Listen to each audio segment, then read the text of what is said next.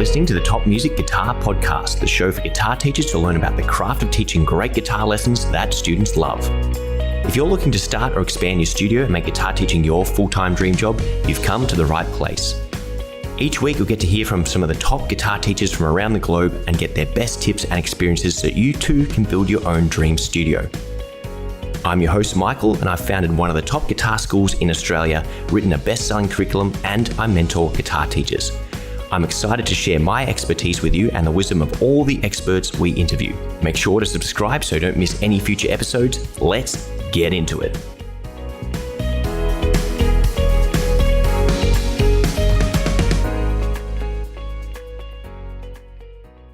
Hello there guys, it's Michael here and welcome to another solo episode of the Top Music Guitar Teachers Podcast. As always, I'm firing from the hip, I'm flying off the cuff, and I've done no preparation here. I'm just going to talk about a topic I feel relatively strongly about and hopefully give you some wonderful, powerful insights that are going to help you and your students. Now, I am consciously trying to slow down how I talk if I sound a little bit weird. I haven't had a stroke or anything like that. I train myself to speak really fast and talk really fast and think very fast as a consequence of listening to audiobooks and trying to process the information faster. So this is a productivity hack which has potentially backfired, but listening to audiobooks first at normal speed and then eventually time and a half and then double speed. And then once that eventually slows down and you comprehend it, I train myself to do 2.5 and even 3 times speed. So while that's quite awesome to be able to get through a 10-hour audiobook in 3.5 hours, the result is I talk really fast now, and it never used to be the case. Maybe when I got excited, I'd talk a little bit fast. As you probably know, I talk fast normally and get to talking really fast when I'm excited.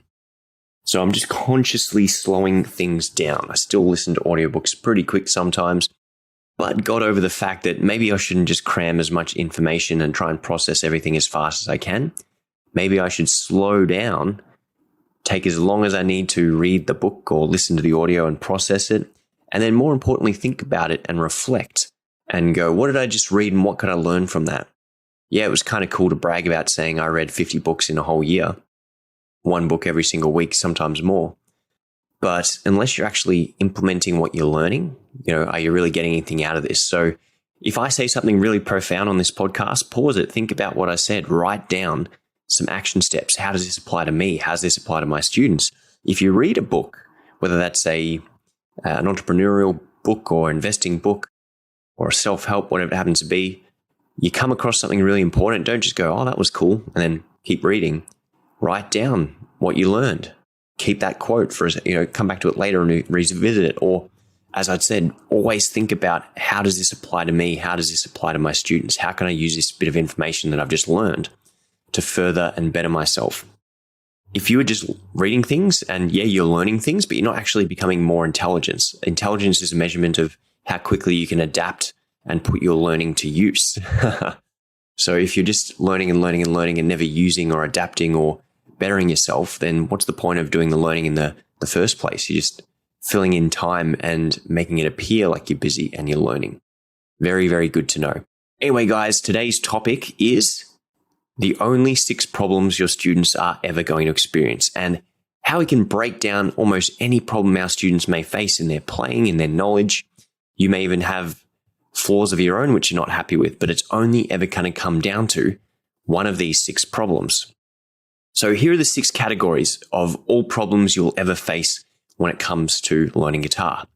Problem number 1 or category number 1 is technical problems.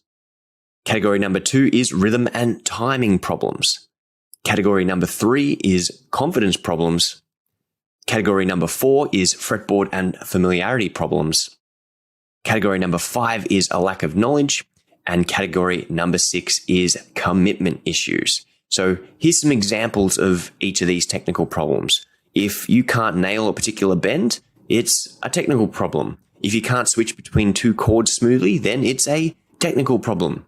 If you can't go from the first lick in the solo to the second lick without making a mistake, then it's a technical problem. So what's the solution?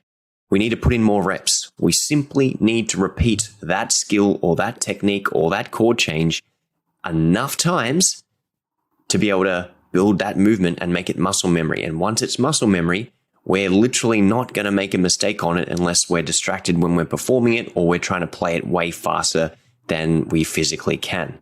So any sort of physical problems, any technical problems, I should say, that you have, technical, it simply comes down to doing enough reps to make that technique or skill muscle memory. And once it's muscle memory, you're not going to make any mistakes anymore. That's a good news because every single thing we ever practice is only a finite number of repetitions away from being perfected and becoming part of what we do naturally or normally. Now, that might be 10,000 reps, it might be 1,000, it might be 100 really good reps. It's different for everyone. And of course, if you're already further along in your journey, it's a lot easier to pick up skills than it is when you're a total beginner. But if you can just help your students understand that every single thing they're trying to learn or work on has a finite number of repetitions that they need to do in order for it to become muscle memory, that will be hugely impactful on them. Now, the second category is rhythm and timing problems. So this is basically the student can't change their chords in time. Now, smoothly is not the exact right word here because, there can be that disjoint, but the student can't play in time with a drum or a metronome, or as they try and play along to a backing track, there's just no awareness of time. So what's the solution? More practice and more repetition once again. The student needs to get their technique and they need to practice it to a metronome, and that's going to help them build their sense of timing. So this one's a combination of the muscle memory, but also having that general awareness of their timing and that sense of rhythm. Now, you can specifically say we're going to practice clapping exercises, strumming and picking patterns in time with a metronome or a drum or a click track, because that's going to be very helpful to actually have targeted practice, which is focused on building up that timing. You can't just say, hey, do it more and hope for the best. You've got to actually explain to them what timing is, how to build it, how to improve it. But the good news is if they just spend a good 20 hours focusing on timing and metronome practice, that is going to hugely impact the rest of their playing and elevate the standard of what they're doing in every single area. If you can help a student of yours get timing, it literally lifts up every other area. And once they have good enough timing to play with other people and have a jam session, boy, oh boy, does that really boost their motivation to play and practice. Anyway, problem number 3, we can categorize as confidence problems. Now, these can go from, I don't want to play in front of other people. And you can definitely see when you ask a student to play you something that they worked on during the week, how it just ends up being dismal. And you can see how nervous they are. They shake, they sweat, and they go, but I played it perfectly at home. I'm sure they did. I'm sure they did play it perfectly at home. But because they're not used to practicing in front of other people and it hasn't become second nature to them, a whole bunch of physiological changes happen and all of a sudden they can't perform under pressure. So that's one example of confidence problems. The other confidence problems are, not wanting to go out and jam with other people because you feel you're not good enough. And or just going, okay, well, I'm not going to do a gig because I'm worried about getting judged, or I'm not going to book a show because I haven't written any songs, and I can't write any songs because I'm not good enough yet. All of these are confidence problems, and confidence problems can be solved one way, and that's by just going out and doing what you're scared of enough times to not be scared of it anymore. That's one way. The other way is basically to just get good. Once you're good at guitar, you'll be confident. Now, I am much more for the former, where I said, even if it scares you, go to a jam session, play with other people. Even if you feel like you're not ready, just go out and do a gig. Just write one song and go and perform it. If you wait around to have a whole album finished, you'll be like me. It's been 4 years since the last time I released music, and I've been saying, man, I'm going to do a solo album for 10 years. Now, I'm not scared of doing a solo album. I'm not at all. I'm the least frightened person. I put bad playing out there for the world to judge at all times. I am quite comfortable getting roasted by strangers on the internet and having them tell me how bad I am at things. But the reason I don't have an album is not because I'm afraid to put one out. It's because literally I haven't made it a priority and haven't put the time. I've been too busy helping you guitar teachers build your own businesses and earn 6 figures and do things like that. But yes, the Michael Gumley solo album, 12 months, it'll be out. Said that 3 years ago, but it'll be out end of 2024 at the latest. The best thing you can do to overcome confidence things, you just got to expose yourself to what scares you. Go out and do scary things until they're no longer scary anymore. So if you have students, you should be creating concert opportunities, jam sessions, scenarios where they can come and play with each other and play with other people and get that experience, because it is one of the most important experiences that you can organize for them. Now, category number 4 is fretboard familiarity problems. And basically, this exposes itself when someone doesn't know how to play a certain chord. Oh yeah, let's have a jam. Cool. What are the chords? Oh, I don't know how to do that A sus chord. So it could be as simple as they don't know the fretboard. It could be more complex when, oh cool, yep, we're playing a blues. I'm bored of the key of A. Let's swap to the key of B flat. And all of a sudden, what is that? I've never played in B flat before. And you'd be amazed at how many players I've come across. I'm sure any teacher who's taught 24 students has figured this one out, is you get people that spend 30 years playing in the key of A or the key of E, and they never ever touch a single other key. And as soon as you move them out of the comfortable ones, their playing goes to jelly, and it's all over the place. So the solution of this, more repetition of your fretboard knowledge. You need to make a certain number or allocation of your practice time to learning and memorizing chords, to learning where the notes are on the fretboard, to arranging those notes into the scales, the chords, the triads, the arpeggios, all the cool little movable trick patterns that we can do, the modal fragments, pentatonic boxes. Absolutely all those things just need to be drilled and drilled and drilled. And when you drill them some more, then eventually you won't have to think about them anymore. And if you practice them in enough keys, then you're never really going to be caught out.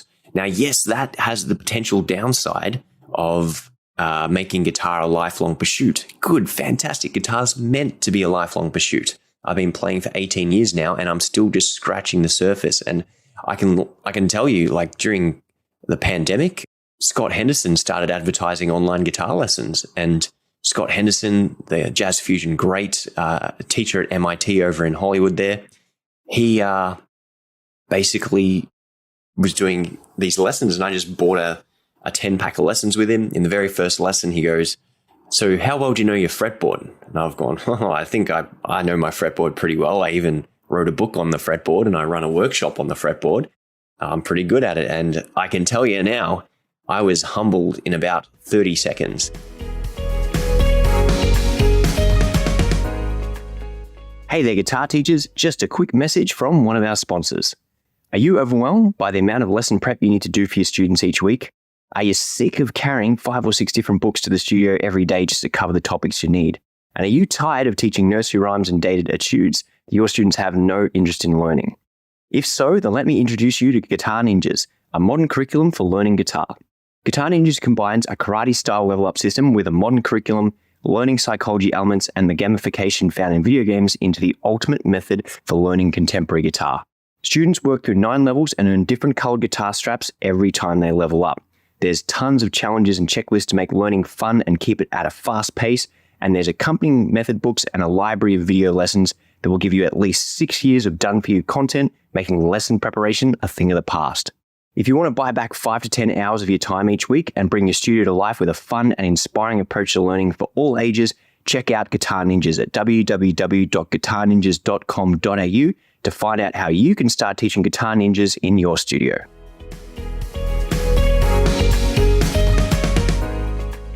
Now, the worst thing about that was when I went to university, they gave us this really basic exercise. And at the time, it was really hard. It did not help me at all because I was not ready for this exercise. And the exercise itself was basically going through a progression and just playing the arpeggio or the chord triad shape on a single string. So if we were doing blue bossa, C minor 7, I would play up and down string one note per beat, just going C, E flat, G, B flat. And then when it swapped to F minor 7, I'd go F, A flat, C, E flat.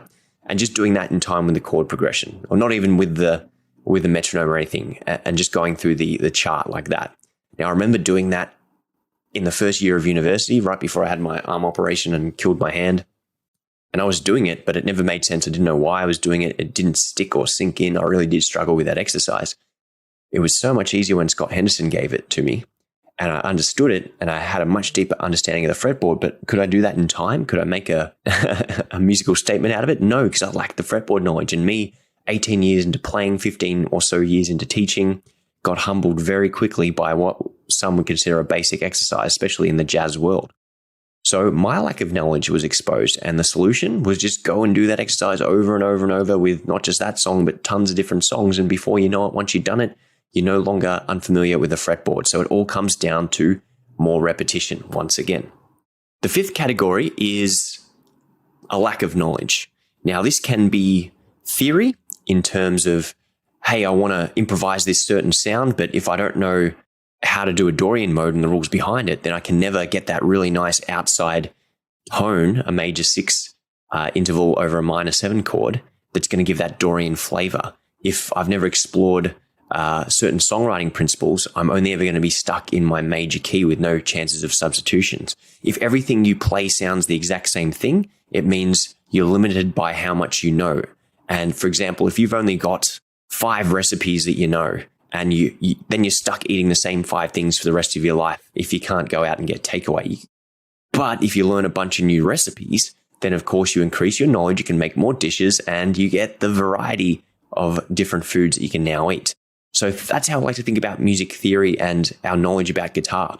The more concepts you know, the more concepts you can draw from to create certain sounds. So this one just comes down to studying music theory, studying composition. And when I say music theory, we're not necessarily talking about the nuts and bolts here, or ear training or sight reading. We're talking about different recipes for different sounds. How does Slash create this sound using the harmonic scale or the Mixolydian scale? How do jazz guys use these substitutions to make this kind of sound? Whatever it happens to be, the more things you learn, the more things you can draw from when improvising or songwriting. Now, guys, the last one is probably one of the most important ones. So we just talked about 5 categories of problems.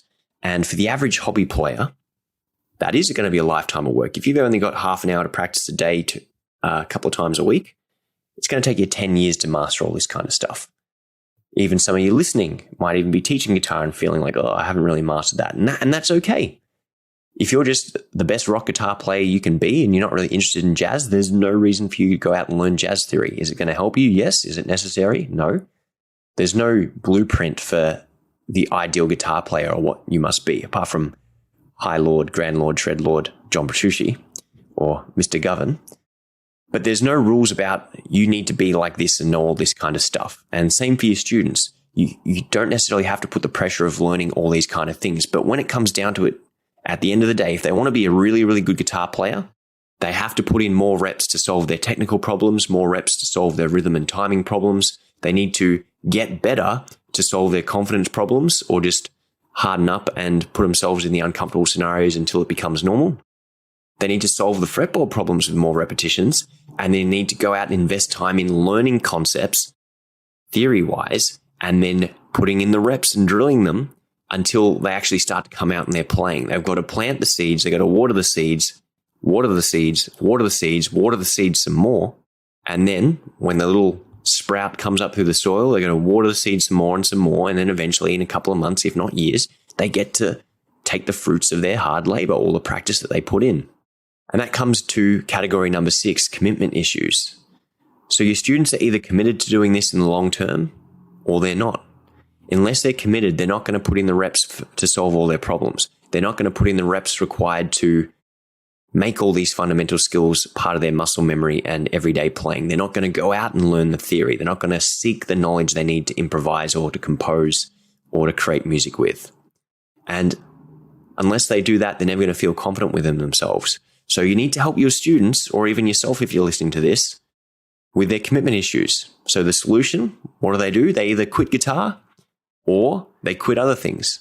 They make guitar their priority. Now, it's not always as simple as black and white. Some people just want to pick up the guitar for fun, half an hour once a week, and that's their me time. That's totally fine. They just have to deal with the fact that if that's their outlook, then things are going to be tough for a long time until they have accumulated enough time spent over months and or years or decades to get good at guitar. You either invest a little bit over a long time or you invest everything over a short time. And then, of course, there's that middle ground where if you're investing a decent amount of time consistently in a mid-term range, of course, they're going to get results. You can't consistently practice without getting better as a natural consequence of that, provided you're actually trying to get better and you're not just doing the same thing over and over again. If I go to the gym and I lift 5 kilo dumbbells, my arm's going to get stronger, and eventually 5 kilos won't matter. I'll be able to do 7.5, then 10. If I only ever stay at 10 kilo dumbbells, at some point in time, I'm going to be able to lift that thing 100 times or 1,000 times without getting any sort of burn. Or I'm going to get way too bored of doing that before I get to the point where I need a burn. And that's how people spend a decade in the gym and still look the same, or a decade playing the same old songs without ever improving. So we need to help our students have a clear path to follow. We need to make sure that they're practicing towards something and they stick with it long enough. You need to get them committed. They either commit to a long-term goal and they just stick with it consistently, or they commit to insane amounts of practice in the short term. It's going to get there as long as they don't quit. But ultimately, if they don't have the commitment there, then they're doomed to being mediocre. Or it's not the fact they're doomed to being mediocre. It's just that the way humans work is when things are difficult for long enough, or even short periods, humans are wired to take the path of least resistance. So if you're throwing your students in the deep end with difficult things, and they're going to quit just because humans are quitters naturally. It's a rare personality that seeks out adversity and challenges themselves and doesn't give up easily. But if our students are constantly overwhelmed, if they're constantly fighting an uphill battle, it's going to wear away at their commitment. Eventually, they'll just give up. So you need to help them stay committed. You need to positively reinforce them. You need to help them see guitar as a priority. And if you can get them to commit, then every single one of the other 5 categories and problems is going to fall into place and solve itself. Anyway, guys, that is my 2 cents on the topic. I would love to hear what you think. Please, please, please contact me in some way, shape, or form. Michael@topmusic.co. If you found this one helpful and you got some thoughts, please send me an email and give me your 2 cents. You can add me on Facebook or Instagram or Twitter. Generally, I'm at Michael Gumley, and you can have a chat with me on there. If you're a Top Music member, then jump on the forum and say g'day. If you are on Facebook, we've got the Facebook Top Music group. Check that one out. And if you are a guitar teacher, check out the Top Music membership. There's tons of really, really great resources there that's going to improve your teaching and your business skills there, help you make more money and help more students learn how to play guitar. But as a secondary thought, guys, check out my Guitar Ninjas curriculum as an unofficial sponsor of this podcast, www.guitarninjas.com.au. If you're looking for a done-for-you curriculum that's fun, engaging, high energy, it's got learning psychology, martial arts discipline, and the gamification found in modern video games. 9 levels across 12 books, all of it in a done-for-you package. So you've got literally 6 to 8 years worth of lesson preparation all ready to go with accompanying online videos, everything you could ever need as a guitar teacher, all for the simple price of $99 a month. Head to www.guitarninjas.com.au. Really important you put the .au on the end there. You can book a meeting with me. I'll happily walk you through the curriculum and see how we can make it work for your studio. Anyway, guys, that is it for me. Hope you've enjoyed this episode. As I said, reach out and let me know what you thought and or what you would like to hear more of in the future. And we'll see you in the next episode. Hey there, guys. Thanks for listening to another episode of the Top Music Guitar Teaching Podcast. If you have any questions about anything we discussed on the podcast, reach out to me at michael@topmusic.co via email. If you want to guest on the show because you're doing some wonderful things in the teaching space, I would love to hear from you. Or if you've got any suggestions for guests or topics we can discuss, as always, you know where to find me. Now, the last thing I want to talk about is our Top Music Guitar Teaching membership. We have over 1,000 members at Top Music, and that is a huge community of people that you can connect with online, share wonderful teaching tips, and of course, network with. We've also got over 20 courses for music teachers, 12 special ones for guitar on every topic imaginable, from group teaching, private teaching, how to find more students, how to build websites, everything you could possibly want to need to know about teaching, building a business, and getting more students is covered. And you get access to all of this for $49, probably less than what you charge for a 1-hour private lesson every single month. So don't miss out on this awesome opportunity. Visit our website, www.topmusicguitar.com, and join us in the membership. Thank you so much, and we'll see you next week.